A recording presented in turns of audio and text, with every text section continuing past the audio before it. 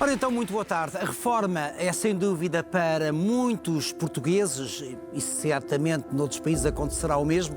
Contudo, falemos do nosso país porque não está preparado propriamente para a velhice. Nós não temos um país próprio para velhos, e eu gosto da palavra velho, não a mascaro com a palavra idoso, por exemplo. Mas vamos ao que importa. A reforma é algo que assusta milhares de portugueses. Depois de uma intensa vida ativa, o que fazer com todo aquele tempo que sobra? O caso que vos trazemos nesta primeira parte é suficientemente inspirador, de alguém que, talvez perante o vazio de nada fazer após uma vida intensa de trabalho, procurou o começo de uma outra vida, de igual modo ou ainda mais desafiante que a vida anterior.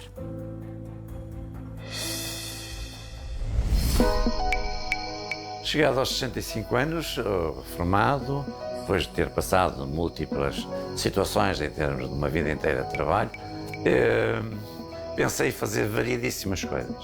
E as coisas que pensei fazer foram falhando, inclusivamente pensei dedicar-me exclusivamente ao aspecto agrícola, tenho uma propriedade, senti-me mal, senti-me muito mal. Depois fiz uma procura, as universidades de terceira idade, e senti-me também frustrado na medida em que os temas abordados, sendo interessantes, não me satisfaziam. E, portanto, enfim, fiz uma busca e, considerando que eu, ao longo de toda a minha vida, fui de alguma forma um apaixonado pela história, pelas coisas do passado, passei pela faculdade, fui até à Faculdade de Letras e inscrevi-me numa unidade curricular singular, enfim, na área de História, para ver como é que as coisas corriam. Fiz a licenciatura, fiz o mestrado, inscrevi-me imediatamente também no doutoramento. E depois do doutoramento fiz um pós-doc também. A minha vida passou a ser, efetivamente, a de historiador, essencialmente a de investigador, ligado à Faculdade de Letras da Universidade do Porto. A idade limita-nos, mas a idade também é um entusiasmo. Há que saber envelhecer de uma forma ativa e, paralelamente ao exercício mental, ao exercício intelectual, também isso pode ser e deve ser auxiliado por um exercício físico. Eu, até aos cerca de 50 anos, jogava essencialmente squash, passei para o ténis. No ténis tenho há muitos anos um amigo que é o meu professor e que foi professor dos meus filhos e dos meus netos e que tem a amabilidade de continuar a treinar e a fazer com que eu jogue melhor. Eu faço normalmente 4 horas de ténis por semana, durante todo o ano, e ao fim de semana, enfim, joga-se mais algum tempo. O que, digamos, na idade em que estou, não é mal de todo, não é? A idade é essencialmente um estado de alma. Há pessoas que já nasceram velhas, nunca serão novas na vida, e há outras que têm um percurso de envelhecimento, que é, enfim, o percurso normal da vida, um envelhecimento ativo. Eu tive essa preocupação. Ativo do ponto de vista físico, ativo do ponto de vista mental. Procuro atualizar-me e procuro ver o dia em que quero eu voltar a viver ou continuar a viver amanhã.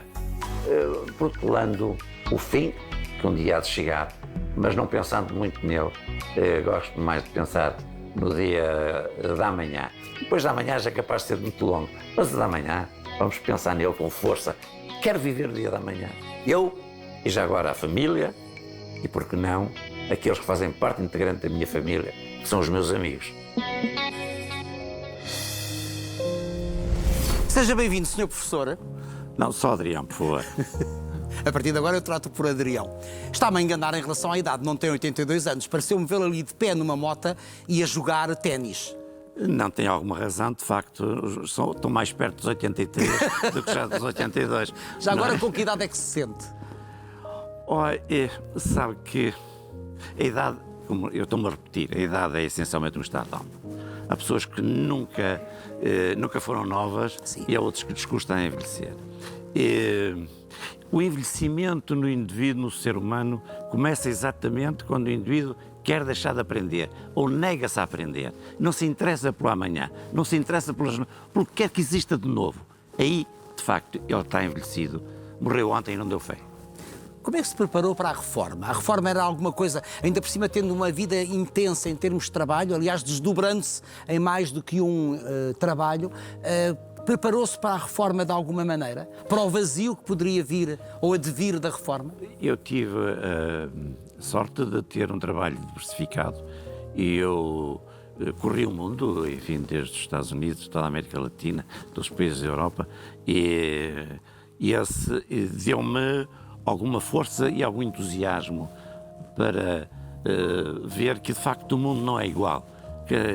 E a perceber-me também que cada dia que passava o mundo cada vez era mais pequeno. A dimensão do mundo, cada dia que passa, é mais pequeno. E eu sempre me entusiasmei, e o meu pai estimulou-me a isso, a ler livros de ficção Júlio Verne. Eu achava qualquer coisa fantasmagórica. Bom, eu li os livros todos de Júlio Verne era o livro da nossa adolescência. Era o autor da nossa adolescência. Bem, muito mais lá para trás, quando eu também os li.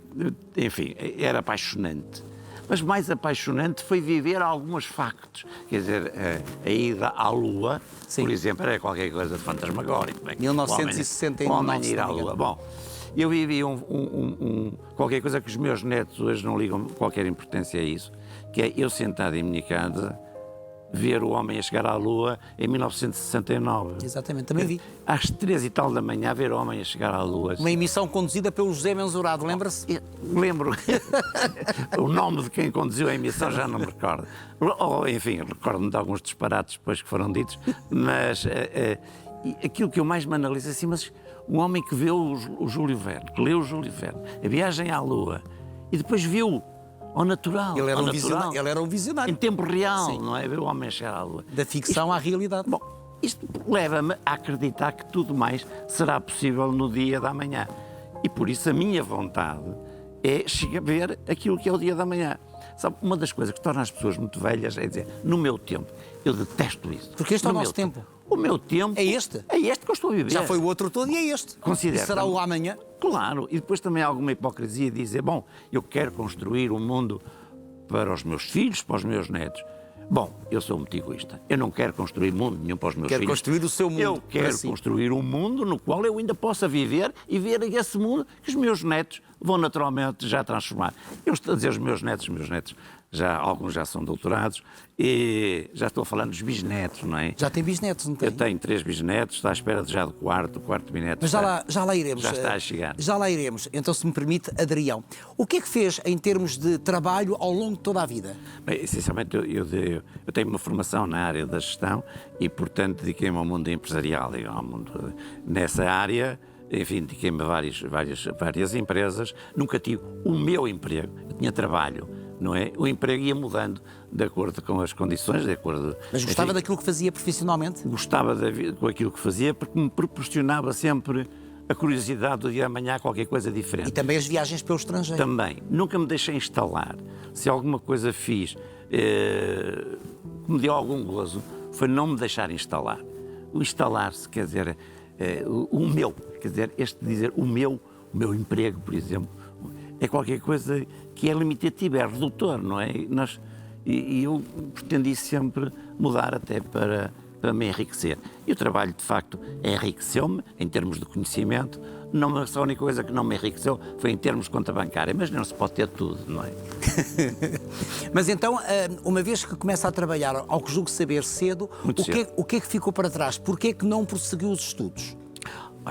Porque o velho costume dizer que quem casa quer casa. Portanto, casou cedo. Que eu casei com 20 anos e, portanto, aí tive que pedalar. Já agora, porque é que casou aos 20 anos? E julgo saber que a sua mulher tinha, na altura, 17, para aí. Ia fazer 17, eu tinha 17. Casamos ambos para casar. Eu não estava emancipado e naquele tempo era aos 21. Naqueles tempos, quer o pai, quer a mãe de um lado e do outro, tiveram que assinar a autorização para casar. E não, quem casa quer casa, e eu tive a sorte de viver imediatamente sozinho. Isso foi bom, tivemos que partir muita pedra, eu e a minha mulher, muito jovens, e levou-me a ter que ir para o mundo do trabalho e, portanto, tive que cuidar da minha casa. Com alguma cuidar do meu. tristeza por não ter prosseguido os estudos ou achava que naquela altura poderia ficar por ali? Calculo que tivesse concluído o liceu, Sim, não é? O mas ensino secundário. Estamos a falar de um tempo que é muito difícil. E eu passei momentos.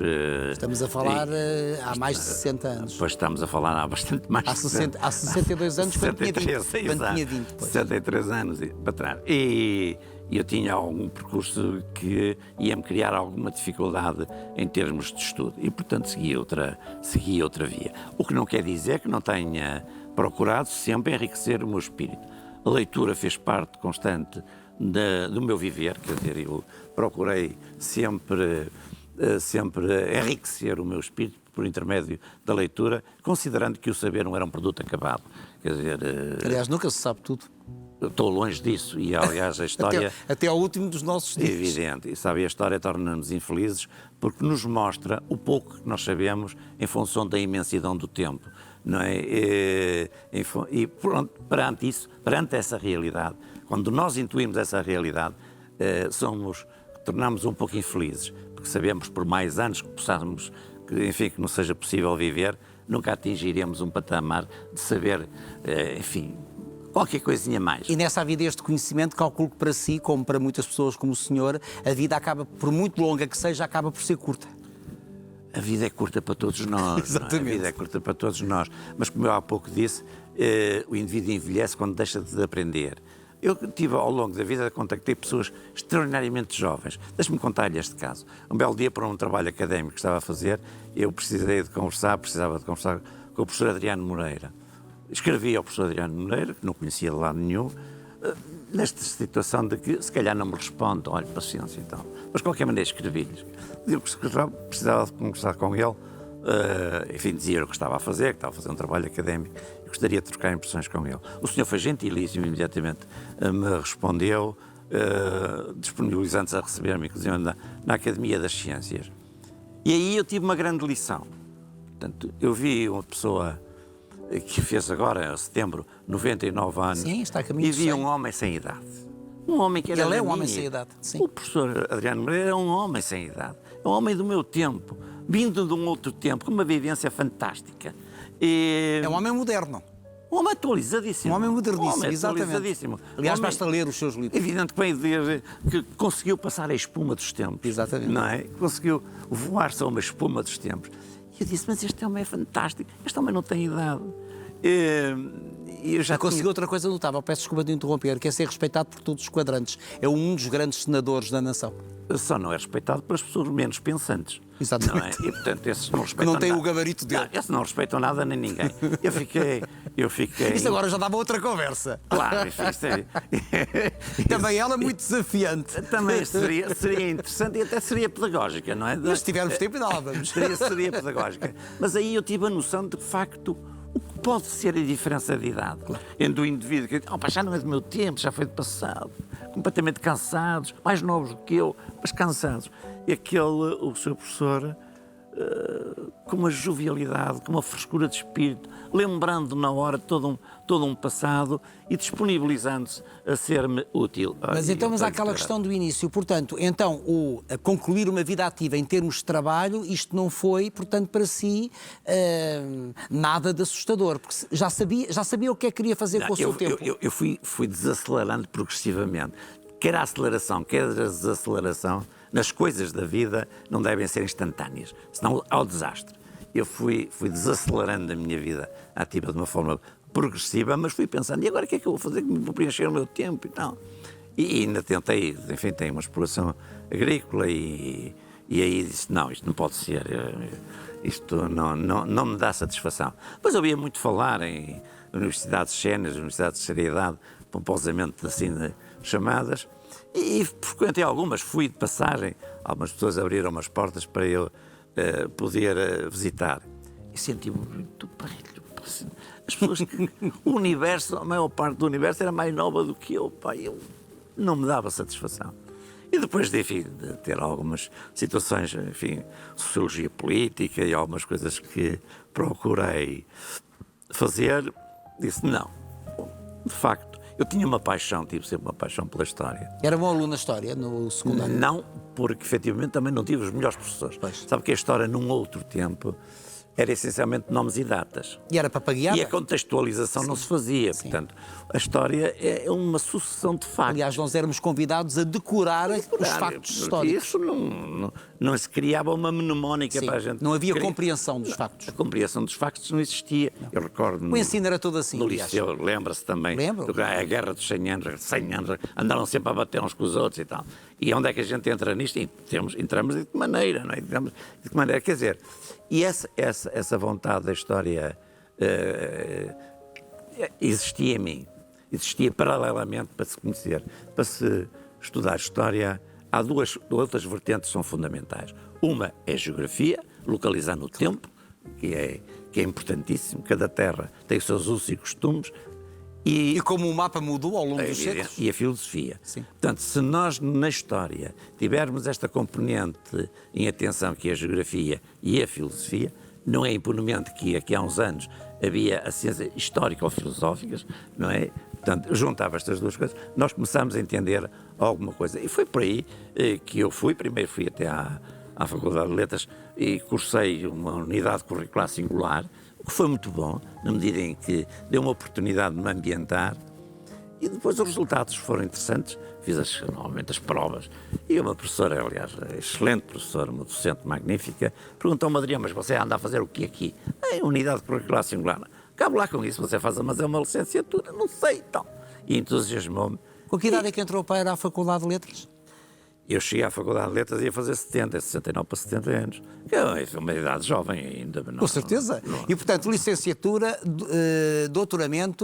mestrado, doutoramento e pós-doutoramento. Sabe, como eu com esta idade tenho pouco tempo, tenho que fazer as coisas depressa, não é? Portanto, as cadeiras era melhor fazê-las logo na primeira época, não é? Todas direitinhas.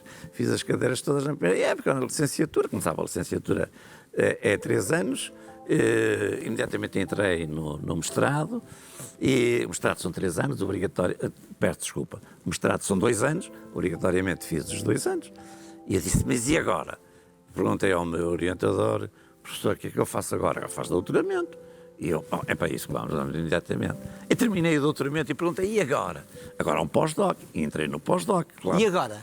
E agora, olha, tentei fazer sociologia. Bem, para entender o mundo em que estou, falta-me a sociologia. E que a história também o permite, ir entendendo também o permite, mundo em que e é muito estamos. importante sair da história para a sociologia. Exatamente. Muito embora os conceitos sejam completamente diferentes. E aí, de facto, houve um falhanço meu. Fiz uma unidade curricular singular para dominar a linguagem, perceber como era a mecânica, para depois ir fazer um mestrado em sociologia. Entretanto, chega a Covid. E aí, de facto, a situação ultrapassou, porque por via digital, com suporte, aí já ultrapassavam, já era carga a mais para a minha caminhonete. Mas também já entrou no mundo digital? Sim, claro, fiz uma prova pelo mundo digital. Exatamente. Sabe que eu, no mundo digital, eu hoje, enfim, trabalho razoavelmente bem com os computadores e tal, mas eu tive uma zanga muito grande com os meus filhos. Enfim, os meus filhos na universidade e tal, tiveram os computadores. E eu, no mundo do trabalho, tinha uma secretária que era exímia com o computador, tinha já a informatização das coisas. Eu olhava para aquilo e tinha vergonha de perguntar como é que a coisa funcionava, mas estranhava. Disse: bem, pode ser que os meus filhos me ensinem isto. E um dia eu comecei a pedir aos meus filhos assim: ó, vocês ensinem-me a trabalhar com isto, que eu nem sequer tenho medo nem de ligar e desligar o computador. E eles começaram a me ensinar a dizer: é evidente. Bem, à quarta vez que nós ouvimos que é evidente, a pessoa desespera. É evidente para ele, não era minimamente evidente para mim. Bem, como é que eu domino isto? Domino isto é da corda aos sapatos. Fui até uma escola de informática e disse: olha, eu queria um curso para mim, não percebo nada disto. Você fez um curso de informática? Claro que fiz um curso de informática, depois eu não sabia ligar o computador. Acho fantástico. Mas ser que era um curso VIP, chame-lhe o nome que quiser. Para mim é indiferente. Eu quero um professor para mim que me ensina isto. De facto, os meus filhos tinham razão. Era de facto evidente.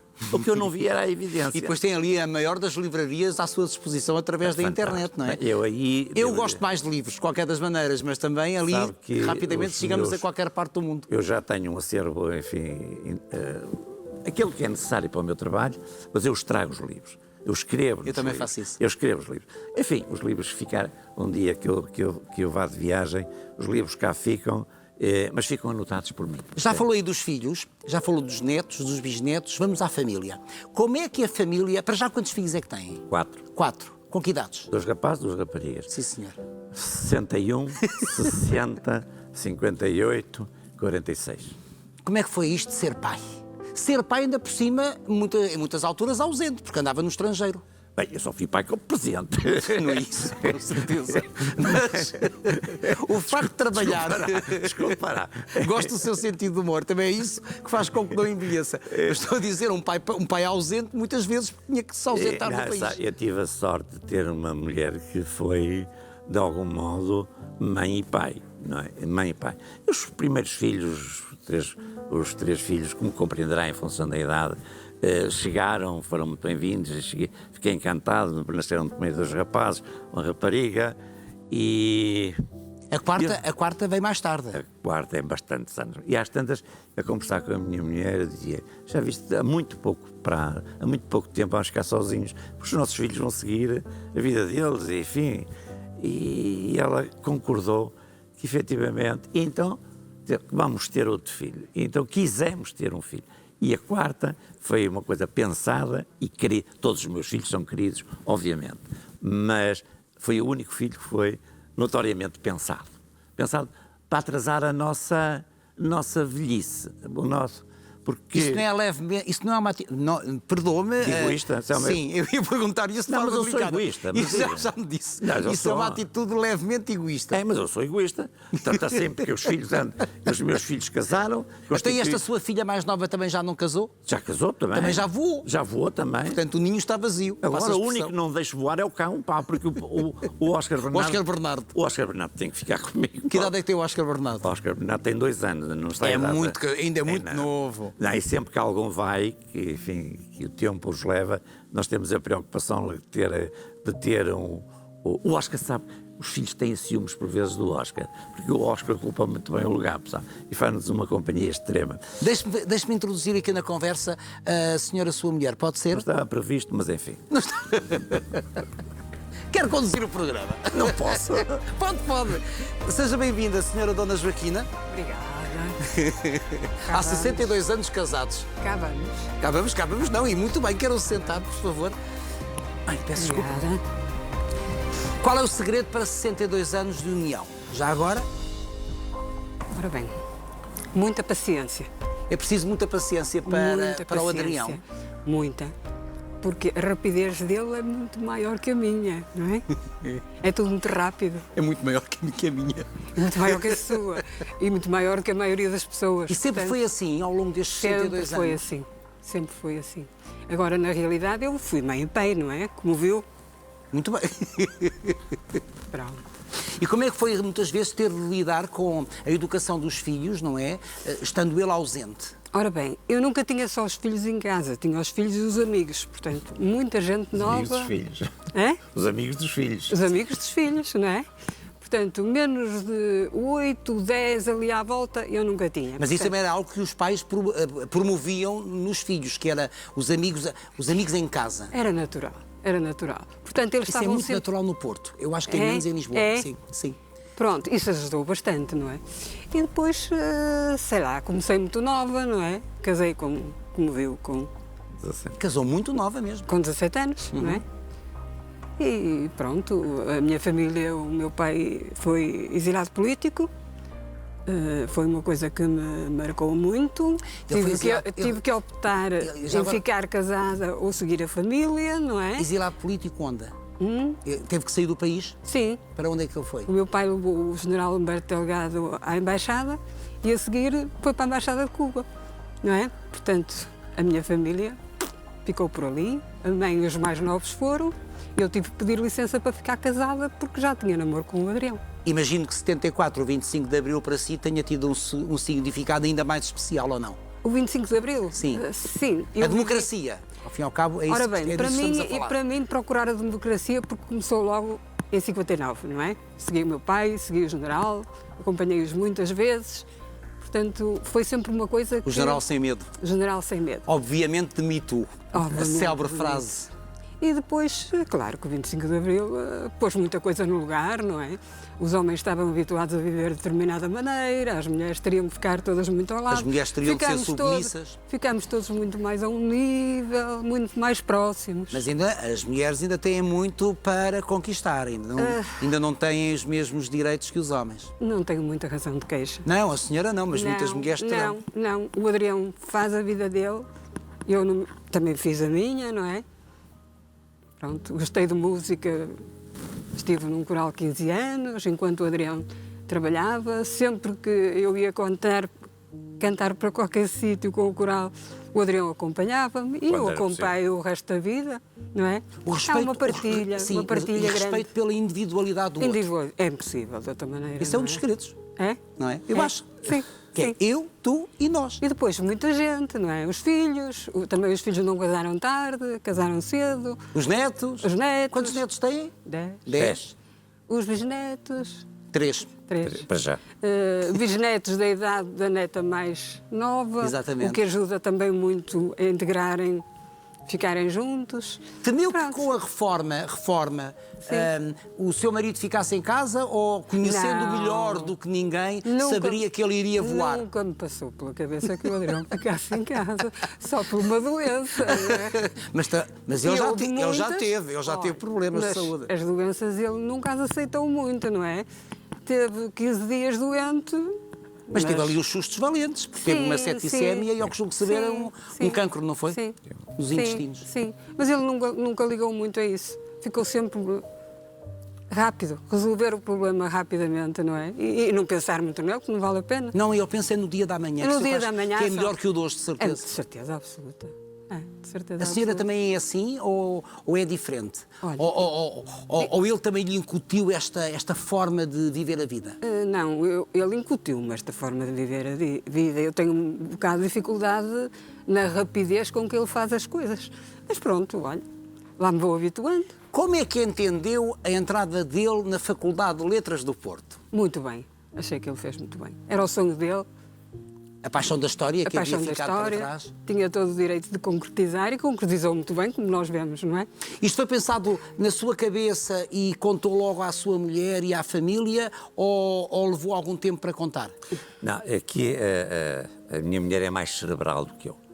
E como é mais cerebral do que eu, ela poderia eventualmente... Ela é mais razão e o senhor é mais coração? É mais cerebral do que eu, é mais cerebral do que eu. Eu acho, vou agir muito por impulso, não é?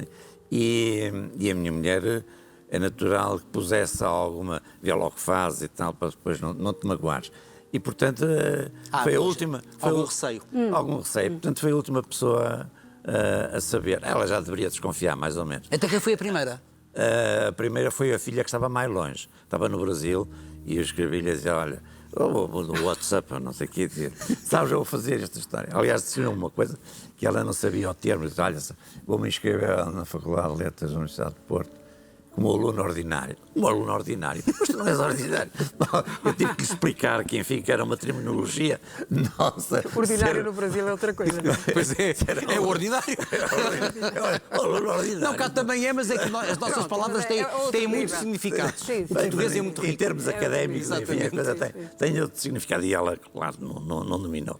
E eu depois fui curioso, porque conforme os filhos depois ficaram também, todos eles, entusiasmados com aquilo que eu estava a fazer, e depois, conforme ia tendo notas, telefonavam, olha, tirei hoje tanto, e eles, enfim, ficavam... Sempre bom aluno. Sempre. Fui razoável, Sempre notas consegui, muito altas. Sempre notas altas, está a dizer a consegui sua mulher. notas interessantes, eu trabalhava, então o problema é este, eu estava num meio que não era o meu. Foi bem recebido? O problema é este que eu lhe ia dizer, eu estava num meio que a idade própria era de indivíduos que podiam ser meus filhos, quase meus netos. E, portanto, eu tive que retirar todos os meus galões e baixar ao nível dos meus colegas.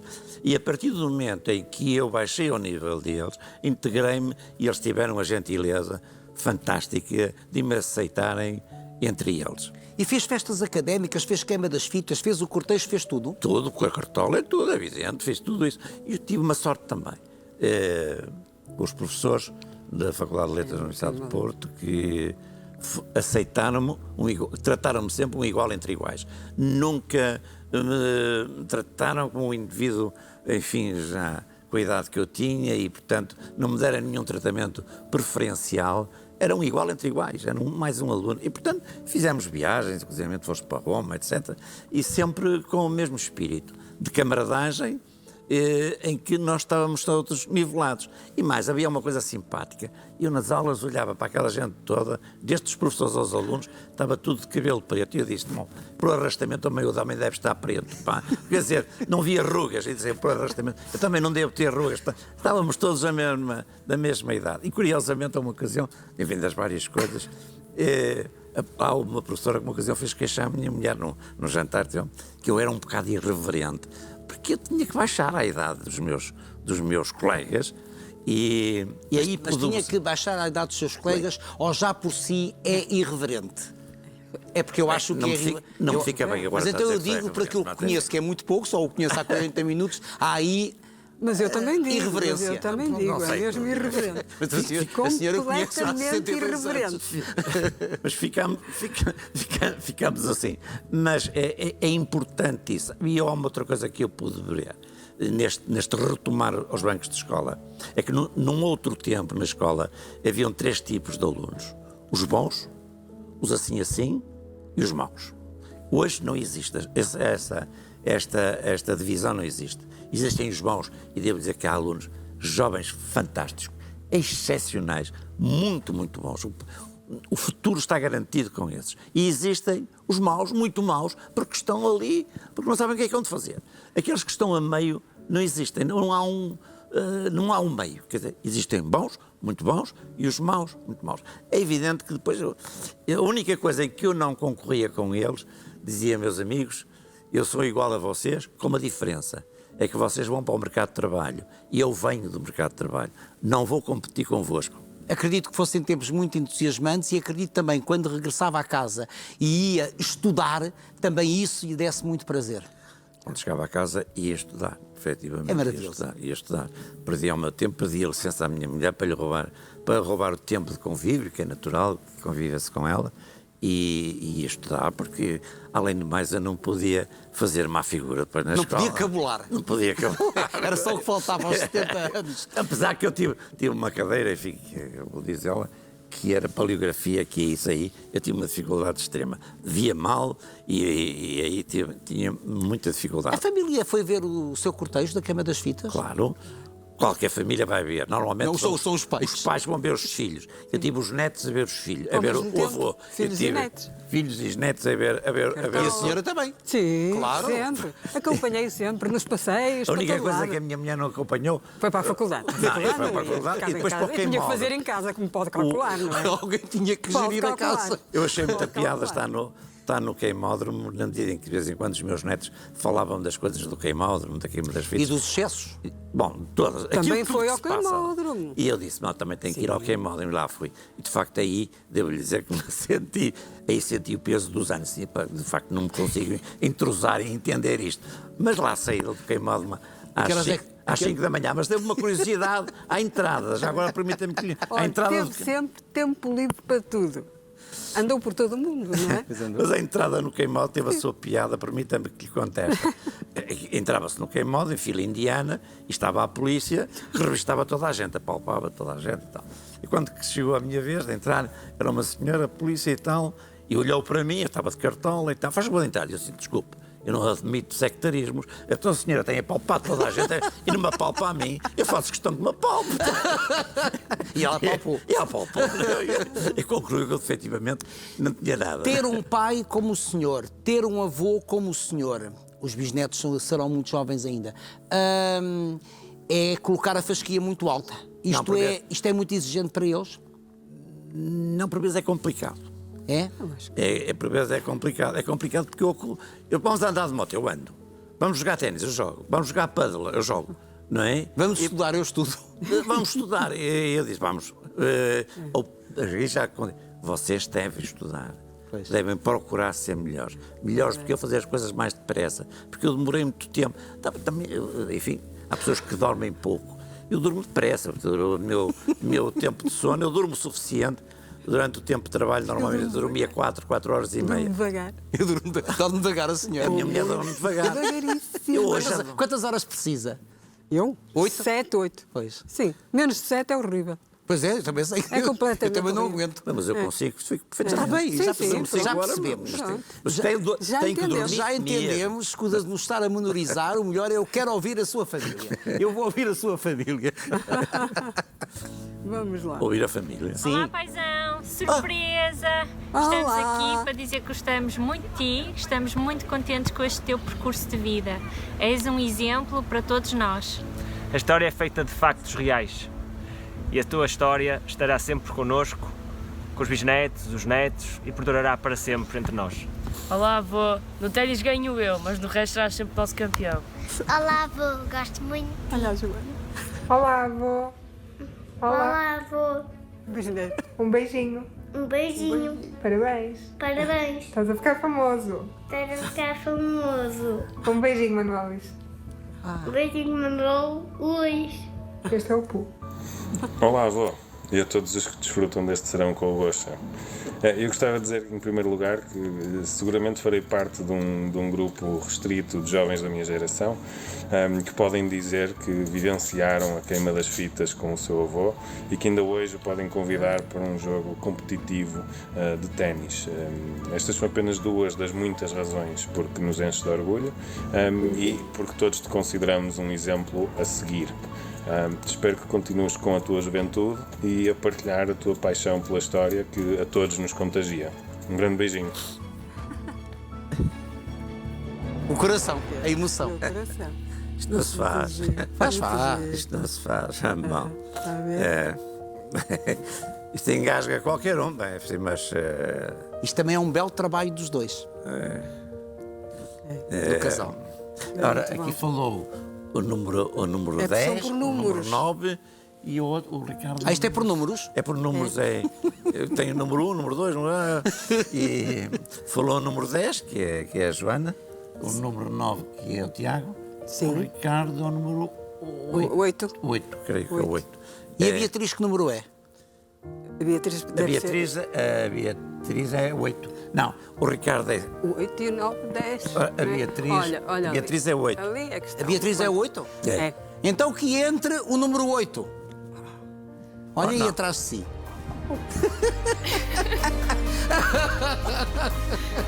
Que vergonha. Oh, deixa isso não se faz.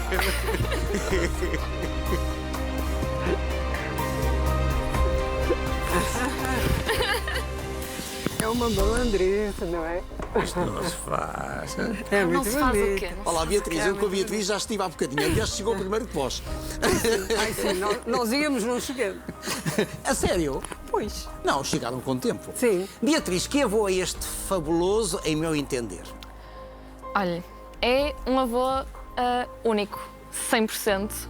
Único porquê?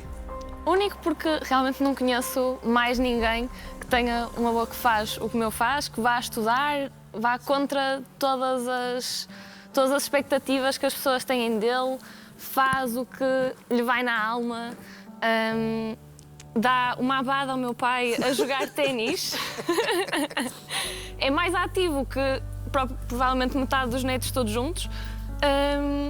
E pronto, é alguém que sempre nos deu, tanto o meu avô como a minha avó aqui, claro, que sempre nos deu o carinho que nós precisávamos, brincava connosco, dava-nos casa quando era preciso.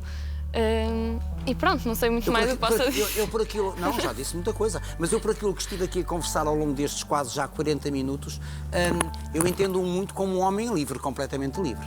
Sim, bastante.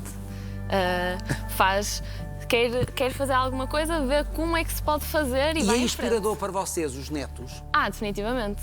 Porque era um bocadinho também o que estava a dizer. Nós A fasquia entramos... está muito alta. Está bastante. Uma pessoa começa a trabalhar... Eu não sei se queria ter um avô assim. Não, eu estou a brincar, porque é muito estimulante, não é? Pois Desafiante. é verdade. Uma pessoa, eu penso, não me apetece estudar. O meu avô está a estudar mais do que eu, por isso eu tenho que fazer também. E então, definitivamente, sim, é uma inspiração e é uma motivação para continuar. Já teve muitos momentos em que não lhe apeteceu estudar? Claro. Já se licenciou? Estou licenciada, estou a fazer um mestrado. É mestrado integrado, mas agora estou Em na parte quê? do mestrado. Medicina veterinária. Ah! Ai, o Oscar está bem entregue. O Oscar Bernardo. Eu sou um animal. E somos todos. Para além dessa avidez de conhecimento, já escreveu livros também, não foi? É investigadora. Já deu para perceber que há aqui também várias ocupações de tempos livres. Andar de moto é um prazer? Andei sempre de moto. É solteiro e depois diminuí a moto pelo perigo que oferece andar na estrada. E, portanto, para não ir à estrada, ando na propriedade e, portanto, mas não deixo nunca de andar de moto todos os fins de semana, dou a minha volta, que é apaixonante, e enquanto tiver agilidade suficiente para... Isso vai até aos 110. Se aos 82 está assim, 83 quase. E o ténis? O ténis também já vem de muito de trás? Bem, sabe, eu até aos 50 anos, dada a vida agitada que levava, muitas vezes vinha para Lisboa e depois telefonava à minha mulher, já estava em Madrid, já estava em qualquer outro sítio, e ia para hotéis que tivessem health clubs e tal, e para fazia jogar squash, squash. O squash tinha a vantagem de poder jogar sozinho. Portanto, aquela meia hora eu jogava. Eu joguei squash até aos 50 e tal anos. Mas, entretanto, morreram pessoas com quem eu ia jogar, os filhos começaram também a não ter tempo e disponibilidade para irem jogar e, portanto, a partir de uma determinada idade eu passei para o ténis, que é mais tranquilo, mais calmo e, portanto, nada como ter também um monitor e um professor que tive. É o Fernando. Que é o Fernando Vilas, é uma pessoa fantástica. Já estou a ver uma data. Estava-te escondido. Aonde, Vilas? Eu estava ali. Está ali, esteve ali. Vê lá se estiveram a jogar. Vou falar sobre um homem com H grande que se chama Adrião Pereira da Cunha, de quem sou muito amigo e tenho a satisfação de ser correspondido também com a amizade dele. É uma força da natureza no aspecto em que encara a vida como uma forma de ser útil à sociedade e de também cumprir com uma missão de viver bem, fazendo uma vida saudável, e eu tive a sorte, o prazer e a satisfação de o acompanhar há longo tempo e ainda hoje em dia fazer jogos com ele de ténis, que me dá imensa satisfação e que é uma demonstração de que o ténis, como outra atividade física, pode trazer benefícios para uma vida saudável. Doutor Adriano, muitas felicidades e continua a ser um exemplo para a sociedade portuguesa. Muito obrigado. Se fizeram uma coisa que não se faz a pessoas da minha idade. Isso agora vai usar a sua idade. Agora argumento. vai dar jeito. Aí está a jeito. Só lhe vou dizer que só é possível porque tem um coração suficientemente seguro para aguentar estas coisas. Mas, enfim. Senhor professor, Que bom, que bom. o senhor é um grande exemplo e eu estou muito contente por partilhá-lo com o nosso público, porque milhares de portugueses certamente estão em casa, sem objetivos, depois da reforma. Este país não é para velhos. Não nos ensinam a envelhecer. O senhor envelhece com grande qualidade. Eu também acho que é um pouco mais fácil quando se tem aqui alguma estrutura monetária, algum conforto monetário. Quem tem uma reforma de 200 euros é capaz de ter a vida muito mais dificultada. Claro, isso é paupérrimo, isso é triste, isso é triste. Sabe que aí... A condição monetária não é tudo. A condição monetária não é tudo, mas é importante. Claro. E há uma sociedade que progressivamente trata mal as pessoas de idade. Os velhos são tratados mal neste país. Os velhos estão progressivamente a ser tratados cada vez pior, quer no nosso país, quer na comunidade internacional. Aqui há uns anos atrás, num outro tempo, dizia-se que sempre que morria um velho se fechava uma biblioteca. Isso é muita cultura africana, por acaso. É, só que aqui estão-se a fechar bibliotecas todos os dias e não se liga nenhum a isso. O conhecimento adquirido pela força do tempo, por uma vida vivida que se pode transmitir, hoje esse conhecimento não é transmitido. Já houve uma filosofia aqui há muito pouco tempo dos UPIs e tal, depois isso foi ultrapassado. Mas esta mescla etária que é saudável para as partes, que é para aqueles que já têm mais anos, que é para aqueles que vão ainda onde viver esses anos, essa mescla de vivência não se dá. Também há que dizer a verdade. Muitas pessoas de idade, chamemos-lhes velhos. Eu gosto da palavra, eu quero ser velho. Bom, então chamemos os velhos, por vezes, são muito desagradáveis. Quando têm a convicção, são chatos. Permita-me o termo, são chatos. Quando dizem, eu é que sei, não sabem nada. Nós não sabemos nada. Estamos sempre a aprender. Quer dizer, quando dizem que sabem, é o ponto de acento que não sabem, não é? Porque saber é qualquer coisa que é um conhecimento... E não permitem logo, e não permitem mais sequer o diálogo, não é? De ontem, para uma vacina que, enfim, agora descobrimos uma vacina em menos de um ano. Num outro tempo, qualquer vacina demorava 5 a 10 anos de investigação. Tudo é muito mais rápido. Tudo é muito mais rápido. Quando há pouco dizia que o mundo é mais pequeno, é rigorosamente mais pequeno. Nós hoje atravessamos o mundo em horas. Aqui há uns anos eram necessários quantos dias? Uma série de tempo para... Nós hoje falamos com o outro lado do mundo aqui. Ouvimos e vemo-nos. E vemo-nos. Não é? Se eu dissesse há 50 anos isso, estava a delirar. Repare, era um Júlio Verne. Evidente, na empresa às tantas tivemos uma coisa fantástica. Além do telefone, que foi o fax. Já tínhamos passados por telex, mas o fax era a coisa mais... Era a evolução máxima. Agora é o e-mail. A evolução máxima. Eu, depois, nos Estados Unidos, pela primeira vez, vi fax já a cores. Assim, depois disto, já não é. Veja onde nós já estamos. Nós não podemos esquecer que há poucos dias tínhamos a televisão a preto e branco, não é? Mas aqueles da minha idade nem televisão tinham, não é? E esta evolução é fantástica e apaixonante e estimula-nos para viver amanhã, para saber viver amanhã. E perdeu-se alguma coisa, entretanto? Como? Se perdeu alguma coisa nesta voragem Olha, do tempo e do mundo? há uma coisa que se perdeu. Perdeu-se a convivência e a relação entre os amigos, sabe? Hoje o homem cada vez fez perder isso. Hoje o homem cada vez está mais só. Eu com os meus netos, quando estamos todos reunidos, eu não proíbo, porque acho que não devo proibir, mas peço para fecharem os computadores, fecharem os telemóveis e fechem normalmente a televisão. Que é para nós podermos falar. Porque senão há sempre um convidado que entra, que é a televisão, que entra para ali dentro e que absorve. Quer dizer, os cheios são terríveis, se absorver tudo. A família mas eu não estou à hora de jantar nem à hora do almoço. Pois não está, mas entra à hora do chá. Mas há outros que estão. E há outros que estão. E portanto, só uma coisa, numa casa quando se tem família, é desligar a televisão. Mas sabe que isso também se dá no casal. O casal tem necessidade de tempos de isolamento. Sim, claro. E tem necessidade de conviver. É isso que alimenta o casal. E depois tem necessidade de estar no meio dos dois.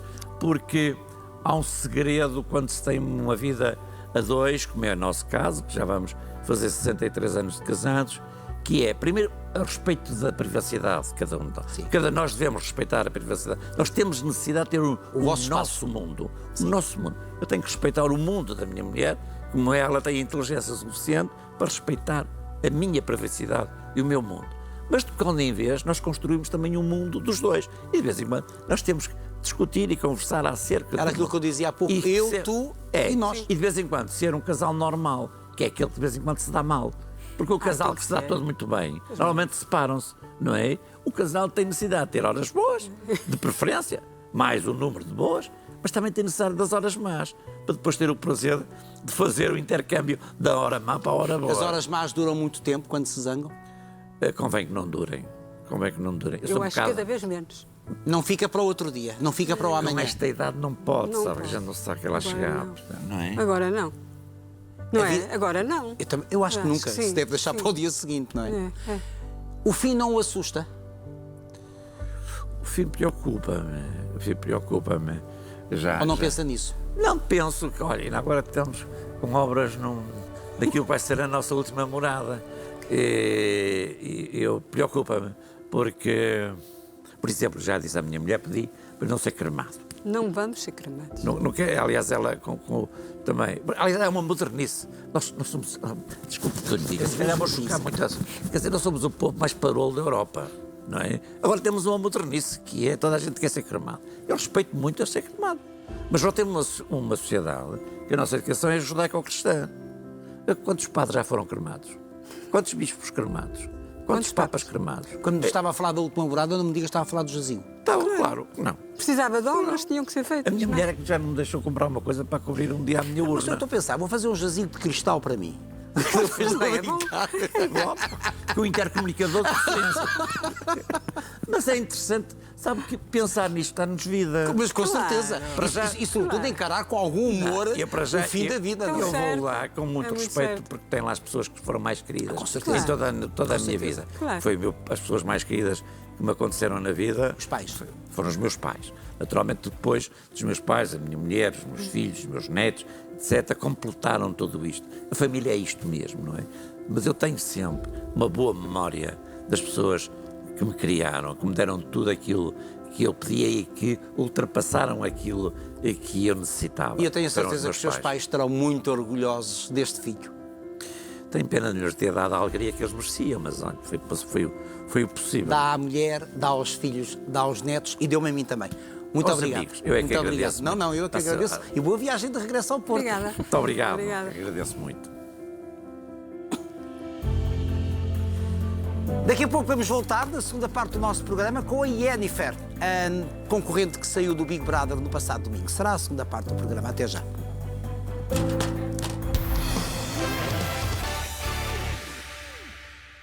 850-2020 é o número que está aí no rodapé do seu televisor, é para aderir ao Plano de Saúde Platino Mais Vida da Medicare ou para tirar dúvidas. E para já, muito boa tarde, Luís tarde, Mateus, Manuel. e parabéns pelos 15 anos da Medicare. Parabéns a todas as pessoas que nos veem, que nos ouvem, que cuidam da sua saúde. Esse é o nosso propósito. Muito obrigado pela confiança. E é isso mesmo, 15 anos a ajudar a cuidar da saúde dos portugueses de forma mais Saúde económica e mais privada rápida. ao menor preço. Exatamente, é esse o slogan, é esse o objetivo, é cuidarmos da nossa saúde de forma mais rápida e mais económica, utilizando todas as vantagens que este plano disponibiliza, serviços completamente grátis, médico ao domicílio é um bom exemplo, disponível 24 horas por dia, 7 dias por semana, não devemos protelar os cuidados de saúde, não tem desculpas, basta chamar o médico no conforto do seu lar para que seja medicado, que seja acompanhado. Claro. A alternativa à videoconsulta, outra alternativa para poder falar com um profissional de saúde, pedir a sua medicação que toma de forma recorrente, tirar dúvidas sobre a medicação ou sobre alguma questão relacionada com a sua Recebe saúde. a prescrição médica no telemóvel e leva o telemóvel